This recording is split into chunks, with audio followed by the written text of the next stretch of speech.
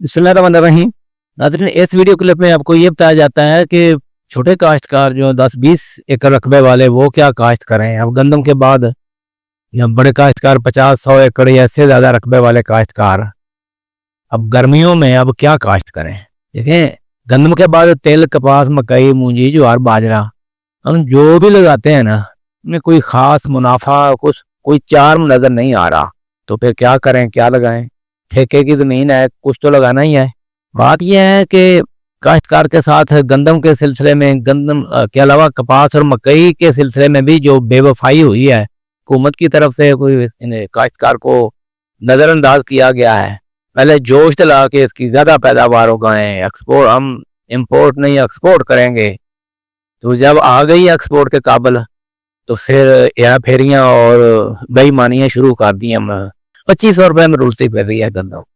देखें, अगली फसलें अगर लगानी है उसमें बिजली भी महंगी से महंगी तर होती है। जब ट्यूबवेल का खर्चा आना है, पेट्रोल इंजन लगा है तो पेट्रोल का रेट देख लें, महंगाई, इनपुट्स की महंगाई का देख लें। आप साबित करें ना, अगली फसल कोई भी लगाते हैं तो मुनाफा आप कैसे ले सकते हैं। देखें जी, इससे पहली बात तो यह है कि जो छोटे काश्तकार हैं 10-20 एकड़ वाले और जिनकी ज़मीन अपनी है, वो तो 1/3 रकबा जो है ना वो खाली ही रहने दें, कुछ भी ना लगाएं, इसी में आफियत है। मूंजी, कपास, बाजरा, ज्वार लगाएंगे तो ज़्यादा नुकसान होगा, ना लगाएंगे तो कम नुकसान होगा। इस चीज़ को नोट करें, ये मैं क्या कह रहा हूँ। अगर ठेके की है तो कुछ ना कुछ तो करना पड़ेगा। अगर 50-100 एकड़ या ज़्यादा रकबे वाला काश्तकार है, वो तो उसमें से कुछ रकबा जो है ना ठेका कम करके वो ठेके पे दे दे, उसका घर चलता रहेगा, सारी ना काश्त करे वो। दूसरी बात यह है कि बासमती, मूंजी, मकई, तिल, सब्जी या चारा, ये चीज़ें जब कोई भी लगाएंगे, देखिए आप गंदम का वंडा खिलाएं जानवरों को, दूध और गोश्त के जरिए से जो है ना अपनी कुछ ना कुछ कंपनसेशन करने की कोशिश करें। अब जो 2 हफ्ते तो शदीद गर्मी के पेश नज़र जो है ना, जो गर्मी आ रही है, इतनी ज़्यादा गर्मी है कि मेरा ख्याल है कि कोई भी फसल स्वाय तिल के या चारा जात के स्वा, ज्वार और तिल के स्वा कोई चीज़ ना लगाई जाए तो इसी में ही बेहतरी है।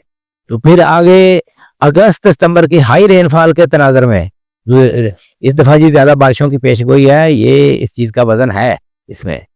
तो उसके तनाजर में जो है ना जो भी फसल लगानी है उसके पेश नज़र लगानी है। तो बात को समझने की कोशिश करें, ज़मीन खाली रखें, इसको डीला फ्री करें, इसके ऊपर पैराक्वाट, ग्लाइफोसेट इस्तेमाल करके कम से कम डीले से निजात हासिल करें। कुछ रकबा इस तरह करके डीला फ्री कर लें। डीले ने तो ज़मीनी अपनी मर्जी की फसल ही नहीं लगाने देता। अब दलदल में जब फंस जाए ना तो नहीं हिलना ही नहीं चाहिए, जितना हिलेंगे ज़्यादा धनसते चले जाएंगे। इस वजह से मेरा मशवरा यह है कि कुछ रकबा जो है ना वो खाली पड़ा रहने दें, उसको सांस ले लेने दें, उसकी ज़रखेज़ी बहाल करें, यही मुनाफा है। अगर कुछ लगाएंगे तो नुकसान का चांस जो है ना वो ज़्यादा नज़र आ रहा है।